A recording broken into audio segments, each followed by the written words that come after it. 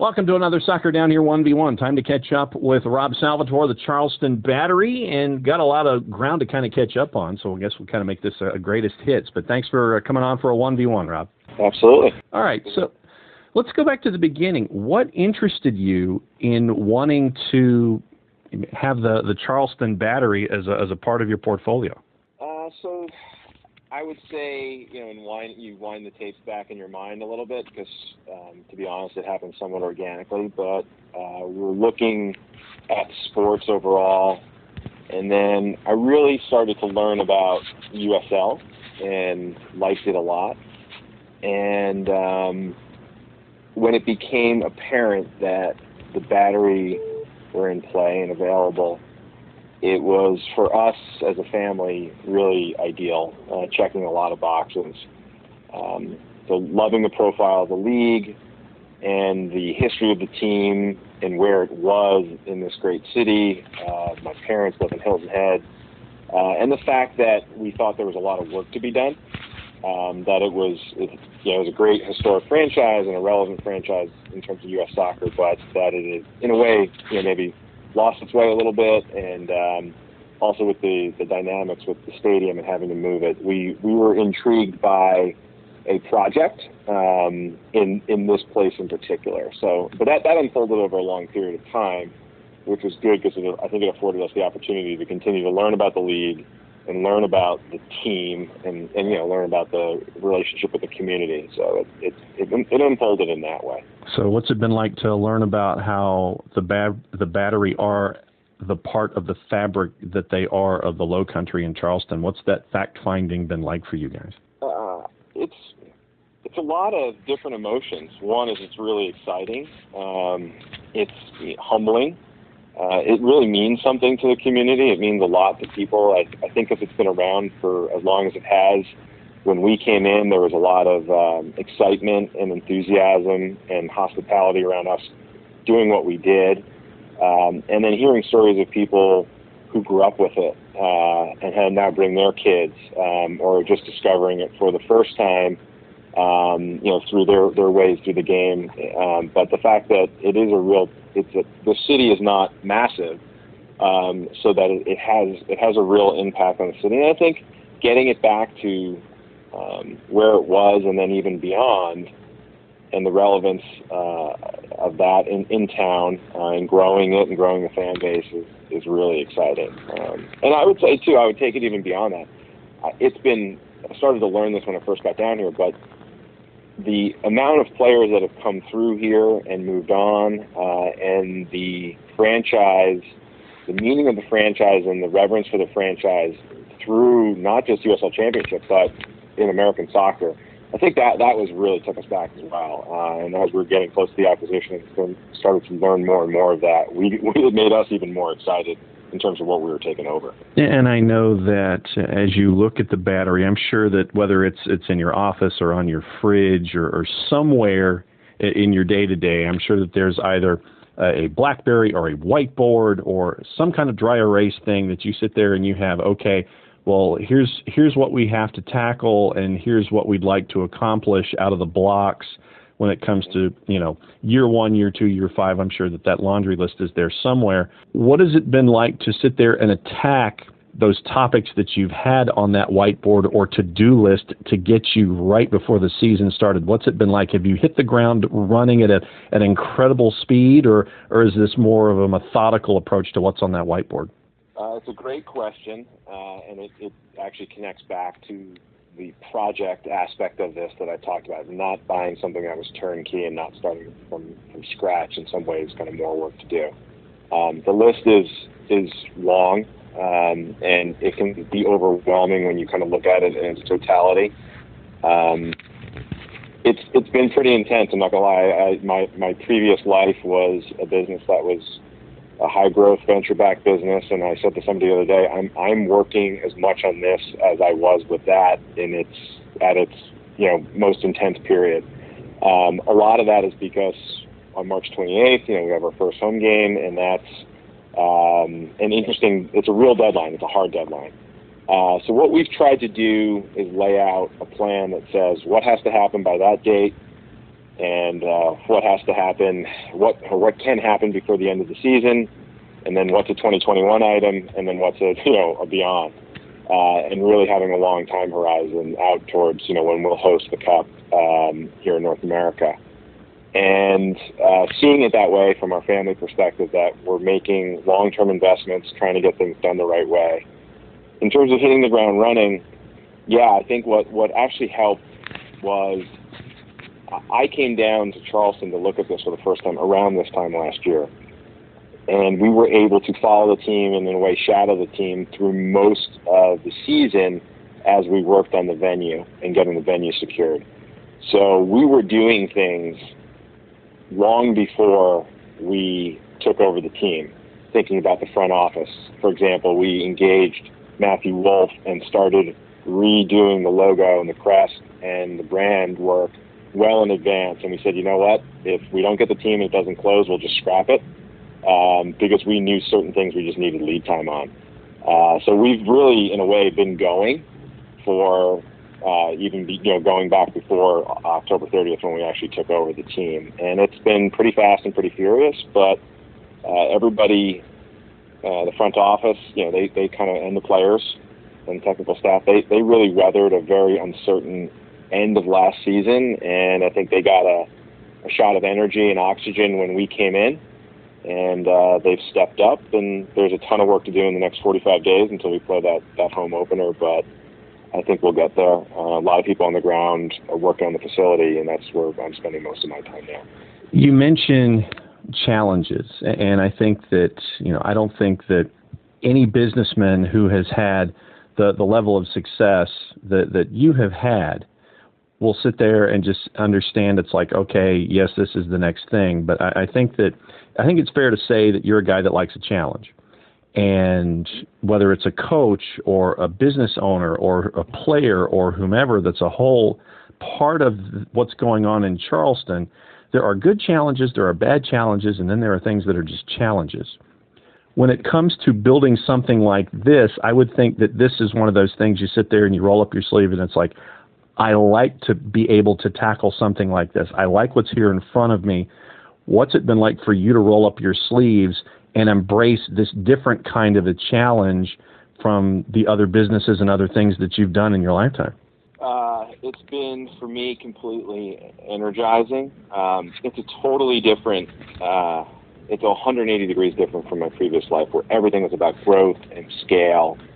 And, when you enter that world with private equity and venture capital, it's, go, go, go, go, go. And this is a somewhat local business. I've been using the word retail politics, right, where in terms of getting fans in and working with local businesses, for amenities in the facility, getting local sponsorships. We're not at the stage yet where we have massive national media relationships and revenue streams.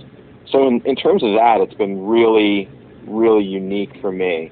I would say the one thing that, yes, I love a challenge, and I'd say the one thing I've taken from my old life and kind of being in a really entrepreneurial environment, in which I've tried to come and instill with the group here, is you're going to make mistakes. It's the type of mistakes that you make, right? But you have to be willing to move on quickly, right? Fail fast, as they say in that world. And I think we're trying to take the right approach here, which is to say, if we have a good connection with the community and we're transparent about our motivations and we're doing things really the right way, mistakes will be made. Everything won't be perfect. We won't get it right on day one. But if we continue to, and to your word that you use, methodically, if we continue to methodically make progress, that in the moment it's hard to tell, but when you look back and measure it versus the previous game, versus the previous month, versus the previous season, you will see that progress. And you have to be committed to it. And that's when we came in as a family and said, we're going to do this. We didn't put a timeline on it. We didn't take anybody else's money. We said, we're going to do this the right way. We're going to do it our way. We're going to live with the results, and we're going to make it work over time. And that's the connective tissue between the two worlds. But it's totally different challenges, and I didn't know I'd end up here if you said this to me kind of 18, 24 months ago, but I'm loving it, and I feel very, very fortunate to have the opportunity to do it. When you mentioned the new unveiling of the crest and logos and things like that. I know that a lot of it these days has to do with branding and sticking to the community and sticking to the idea of what the Battery have been in the past and all of that fabric that we talked about at the beginning. What's the feedback been like to see this new crest out there out in the community as you guys are sitting there and saying, okay, this is the Battery now and the Battery going forward? Feedback's been good. I would say, I know these are very sensitive subjects, and in the world with Twitter, they can be pretty messy and pretty negative. But I think for us, it's been positive. We tried to get a lot of feedback. We had a good process to get to the end. What we discovered during the design process, which was for me a ton of fun, was that we had the good fortune of having history and having strong elements of not only the team but the community, kind of historic club, historic city.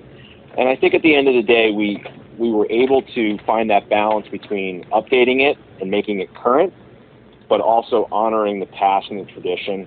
And some of those things, like the cross cannons, had to be there, and the colors, and calling out the date. I think those were the community. I think felt that it just wasn't this total erase the board and come back with something new.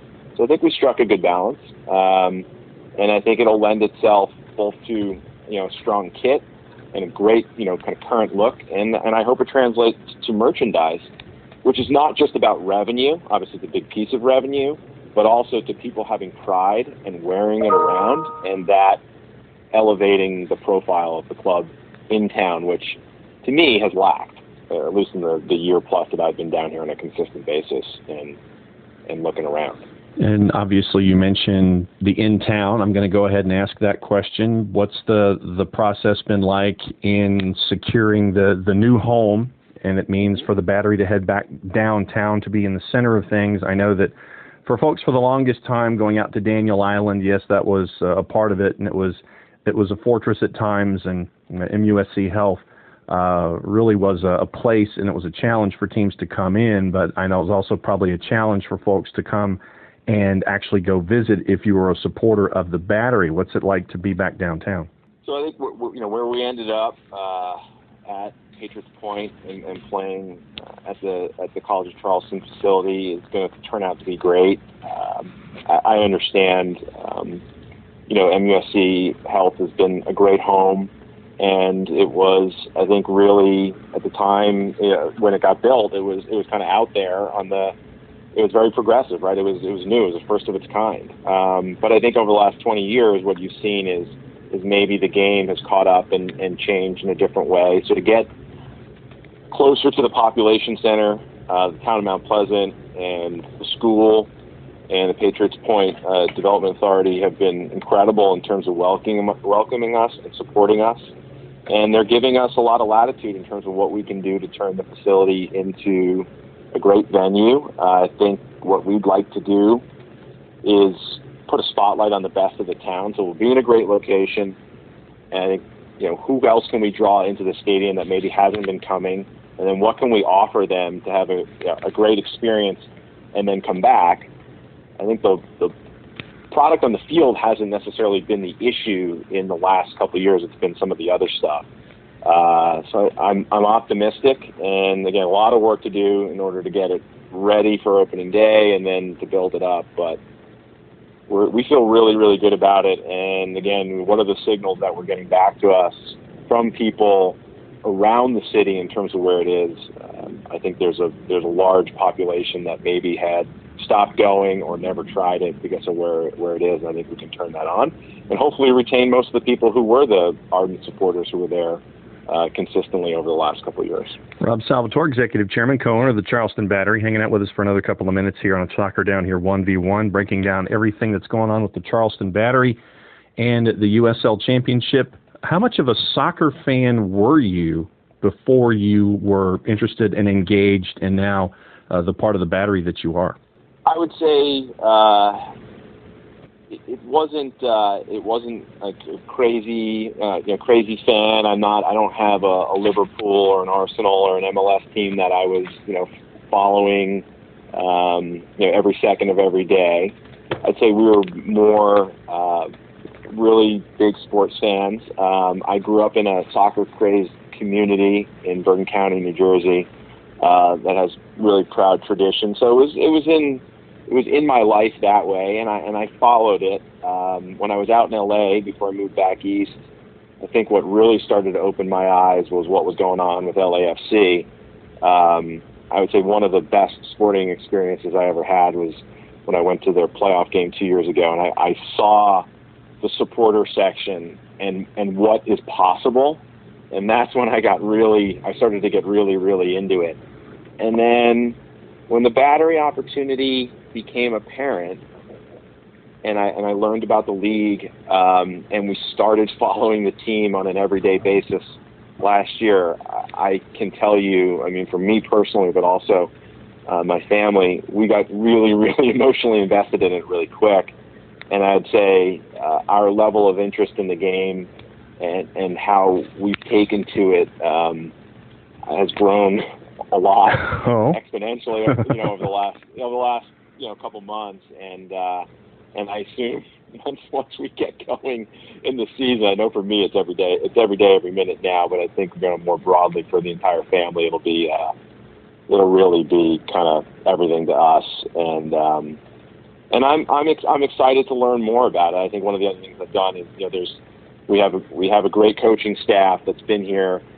The opportunity came to me through a very good friend of mine, a guy named Brandon Lieb, who's really kind of like my brother and has been one of my closest friends over the last decade. We went to business school together in the early 2000s. He played professionally earlier in his career, and when he went to Georgetown and played DC United and Hershey in the late 90s, and he was doing some work in and around MLS and USL, and brought this to me. And having somebody, he's in our ownership group, and he's working on this with me.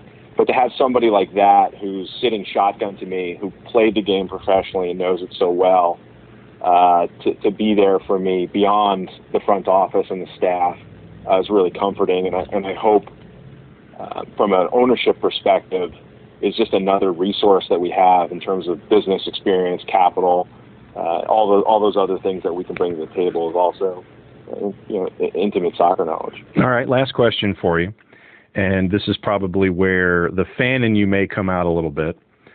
Okay. When you're looking at the team out there on the pitch this season, what kind of a game would you like to see? How would you like the game day experience to translate for someone who's either walking in the door the first time or has been a fan of the Battery and have been linked to them for quite some time, as you yourself are getting to experience your first full season with the Charleston Battery?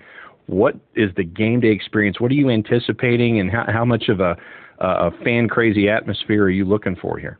So I think you're putting, that question's putting your finger on what I think is kind of like the keys to all of it, right? Which is, and I would say this actually goes beyond us and is what I think is the real opportunity for USL. So I think we can create an environment league-wide, and obviously we want to do that. We want to practice what we preach. I think we can create an environment in our stadiums that is really exciting, really intimate, loud, rowdy, right? You don't need 70,000 fans to have a kind of a rambunctious environment. So you can be on top of the action, and we want to bring great amenities around it. So in this town, food and beverage is huge. It's world class. How can that be right at your fingertips, right? What else can you have from a technology perspective in the stadium? If it's with the video board, if it's with field boards, if it's with the app, and having access to where you could be participating. So all of those things that are real and virtual that are around you, and to have a product on the field that is really, really strong and getting better season on season. And I think that's what we'd like to create. This is it's a relatively easy in and out. It's priced to where families can come and enjoy it, right? It's not breaking the bank and excluding anybody. And you're on top of the action. And then also as the players, they're accessible. in other sports, players have become so inaccessible, right? They're such massive stars that make so much money. These guys are right there in the community, right? Some of them are coaching in the community. You see them around the community, and then when you're at the games, you're literally on top of them. You know, you can touch them. And I think if you can create that in-stadium experience that has really unique amenities, plus that from a just a sporting perspective, I think that's an awesome opportunity for us. I think that's where this should all go. And if we do that, people will come back, we'll have healthy clubs, the league will have more and more stability over time, and then I think we can start to capture the imagination of the soccer fan outside of the live experience. And that'll translate, I think, into media, social media, and that's where I think that's why I'm excited about the next 10 years. So basically, if it was a combination, ride their wave. Yeah, of what happens, and just the last thing, turn on the mass media spigot of the World Cup. What happens when they finish up in 2022, in those 4 years? If we can get all those things right, and it's lining up toward that, I mean, wow, where can this league be in the next 10 years? That's when all that kind of sunk into us. That's when we got really fired up and said we are doing. Not only it's Charleston, so all those boxes were checked, as I said, but that's just like, we are doing this. We're going to find a way to get this deal done. So a combination of the environment of the Bean Pot and Texas college football Saturdays, right? Yeah, something like that. But again, and I use that exact analogy, which is what I love about the USL is I think it can have an experience and a connection to fans and communities much like college football or college athletics, which is much, much different than the NFL and other pro, highest level pro sports. I think if we can connect in geographies like Charleston to the community the way great college communities do, I think we'll be in really, really good shape, and I think the growth of the game will be massive. Rob Salvatore, the new part on the resume, Executive Chairman, co-owner, Charleston Battery in the USL Championship. Rob, thanks for hanging out with us for a Soccer Down Here 1v1 and pulling back the curtain on what this sprint has been like as it continues to sprint toward the beginning of the home opener with everything going on at Patriots Point. Obviously, we'll be keeping an eye on what's going on all season long. Thanks for hanging out with us. We will definitely be checking in really soon. Thanks for having me.